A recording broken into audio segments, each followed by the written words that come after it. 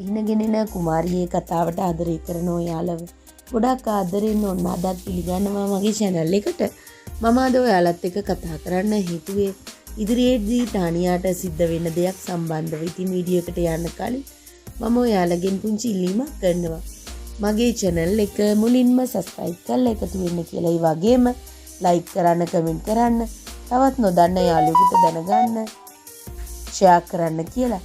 ඇත්තටම ටානියා එයාගේ දිනුම් කනුවට දැන් ළඟා වෙලා කියලා තමයි ඇත්තටම අයියා එක්ක බොහොම සතුටින් කතා කරන්නේ.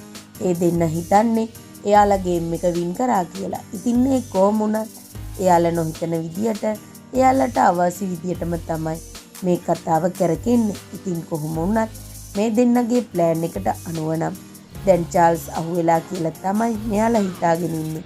ඉතින් ජගත්ට කොහොමත් කරන්න දෙයක් නැහැ. චාල්ස් අංකල්ගේ කීමට ටානියාව මැරි කරන්න වෙනවා කියලා මේ හැමෝම දන්නවා. ඉතින් මේ හින්දා බොහොම සතුටින් උජ්ජාරු වෙන්න ඉන්නවා. ඉතින් ජගත් එක්ක කතා කරන්න කාමරයට එන්නේ එද්දි ඇත්තටම සත්සරණී එක්ක කතා කර ඉන්නව දකින්නවා. ඉතින් ඊට පස්සේ ඒකට හුඟක් දීලා ඒ වීඩියෝ එකේ සිද්ධ වෙච්ච දේත් මම ඊට කලින් වීඩියෝ එකකින් ඔයාලට අරගෙන ආවා. ඉතින් බොහොම කනස්සල්ලේ දුකින් යන ටානියා ළඟ දවසෙත් ආයිම දකින්නේ සත්සරණී එක වත්ත පහල කතා කර ඉන්නවා.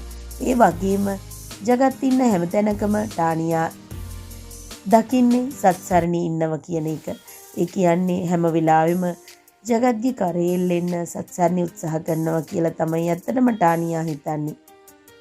කමක් නැහැ මේ මොන දේ වුණත් අවසානයේ වෙඩින් එකෙන් පස්සේ මං සේරම බලා ගන්නම් කියලා හිතුවට මුකුත්ම සිද්ධ වෙන්නේ නැහැ. මොකද මේ වෙද්දි හැමදේම ටානියා කරපු දේවල්, හෙක්ටර් කරපු දේවල් චාල්ස් හෙල් කරගෙන තියෙන්නේ. ඒ වගේම ෂෙරින් ආන්ටි අන්තිම මොහොතේ හැමදේම චාල්ස්ට තේරුම් කරලා දුන්නා. ඉතින් ඒ හින්දා මේ වෙද්දි හැමදේම තේරුම් අරගෙන ඉන්නවා. කොහොම වුණත් මොන දේ සිද්ධ වුණත් ටානියාගේ ජගත්ගේ වෙඩින් එක නම් සිද්ධ වෙන්නේ නැහැ. ඒක කීයටවත්ම සිද්ධ වෙන්නේ නැහැ. මොකද දරුවන්ගේ කැමැත්ත චාල්ස් එක්ක කතා කරා. ෂෙරින්ගේ කැමැත්ත චාල්ස් එක්ක කතා කරා. ඉතින් මේ වගේම මංගලාවේ හැමෝම ටානියාට හරිම අකමැති. මොකද ඒ කරන කියන දේවල් වලට. ඉතින් ඒ හින්දා චාල්ස්ුත් හිතලා බැලුවා මේ කරපු දේවල් වලට ටානියාට වගේම හෙක්ටර්ටත් හොඳ දඬුවමක් දෙන්න ඕන. ඒකට එයා ගහපු ප්ලෑන් එක ඇත්තටම මේ වෙද්දි සාර්ථකයි. ඉතින් ඇත්තටම සාගරීට අකමැති වෙලා එදා ඒ කරපු වැරද්ද නැවත වතාවක් චාල්ස් කරන්නේ නැහැ.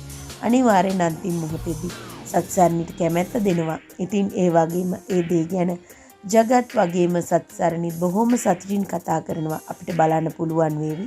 ඉතින් හැමදාමත් ටානියාට දුකින් බලාගෙන ඉන්නම තමයි සිද්ධ වෙන්නේ. ඉතින් ඔයාලට සුබ දවසක්. මං ගිහින් එන්නම්.